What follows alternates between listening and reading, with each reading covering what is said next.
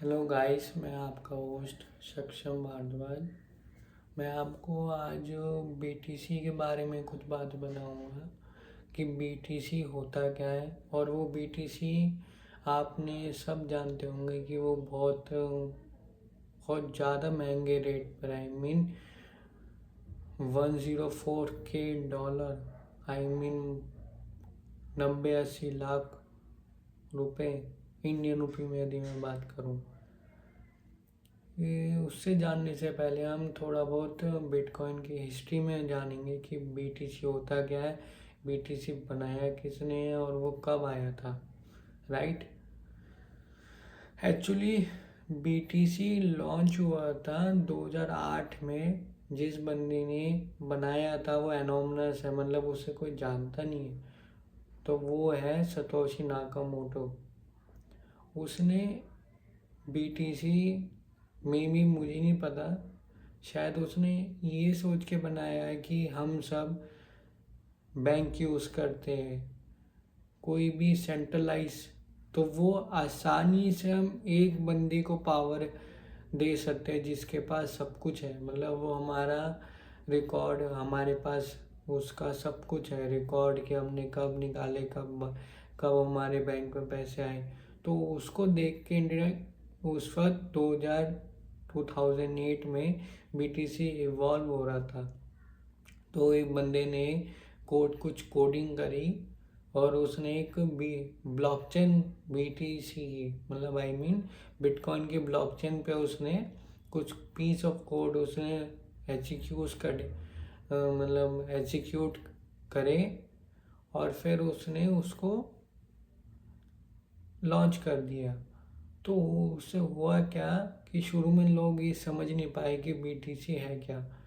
Actually BTC जब पहली बार जब उसका वाइट पेपर लॉन्च हुआ था 31 अक्टूबर 2008 को, तो उसमें सब बताया गया कि बीटीसी क्या था, वो कैसे काम करता था और वो, और मतलब उसकी सप्लाई कम है। मतलब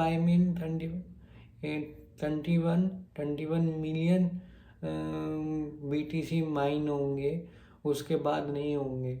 मतलब वो फिक्स सप्लाई है उसकी, वो अनलिमिटेड पे नहीं है। जैसे हम अपनी करेंसी, हमने देखा होगा, ऐसे कोई यूएस में रहता है तो वो यूएस डॉलर यूज़ करता है, कोई इंडिया में आता है तो वो इंडियन रुपी यूज़ करता है, मगर उसकी फिक्स सप्लाई नहीं है, वो अनलिमिटेड है। मतलब वो सरकार के हाथ में होता है कि उसे कितना छापना है।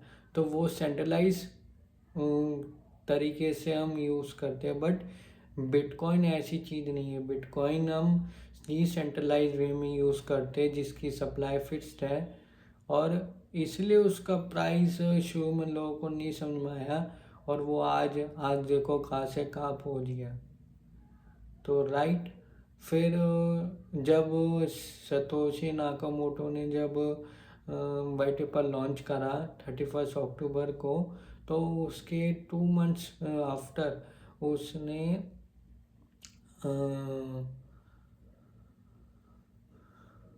उसने लॉन्च करा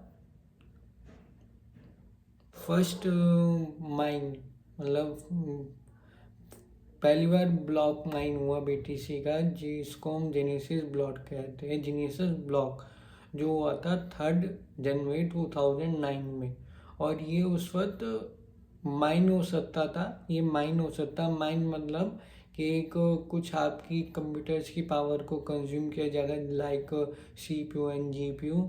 तो उस वक्त वो माइन होकर आपको बीटीसी में रिवॉर्ड मिलेंगे। आपने सुना होगा कि बीटीसी की माइनिंग हो रही है, कि बहुत सारी मशीनें इलेक्ट्रिसिटी कंज्यूम होती है। तो वो उस वक्त होता था।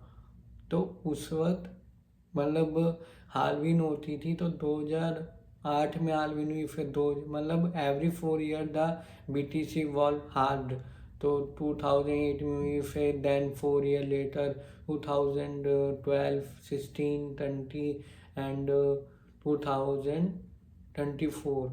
That's time we are in living. तो वो अब देखो बीटीसी अब कहाँ तक जा सकता है, अब ये बात करते हैं। बीटीसी मेरे हिसाब से अभी उसकी रैली स्टार्ट होगी, आई मीन नवंबर 2025 तक, एज पर चार्ट, यदि मैं चार्ट को एनालाइज करूँ बिटकॉइन का। और फिर उस वजह से जो ऑल्ट कॉइन्स है वो भी तेज़ी से पंप कर सकते हैं।